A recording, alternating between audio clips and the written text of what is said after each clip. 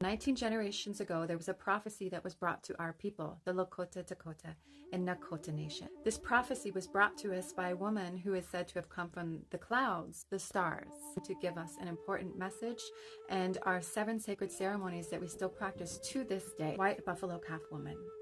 She appeared first to 2 warriors who were hunting out in the plain. The first message that she brought to our people was through these 2 men.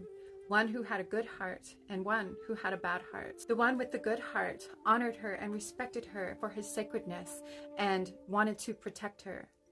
The warrior with the bad heart instead wanted to take her beauty for himself. As the bad-hearted warrior approached her and attempted to overtake her, the version that I will share, he disintegrated into dust before her. That teaching was for men to not take from women what they lacked within themselves. She then left the good-hearted warrior with a message to return to his people and for them to prepare for her arrival. Several days later, she came and brought the chanupa, or prayer pipe, to our people. She taught us how to use this pipe, and that through the prayers and through the use of this chanupa, that we would be able to make it through the times that were coming.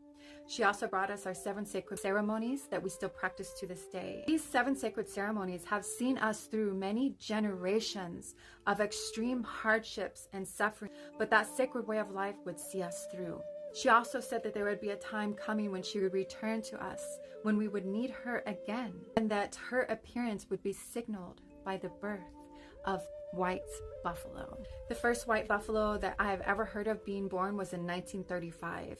And then in 1990, miracle, the first white buffalo calf of our generation was born. Since then, there have been multiple buffalo being born, and this one specifically that is referenced in this video, we have seen multiple births from this specific herd. The white buffalo calf is also a warning for all of us to look at how we treat one another, at how we treat the earth, how we treat all our relatives of the earth.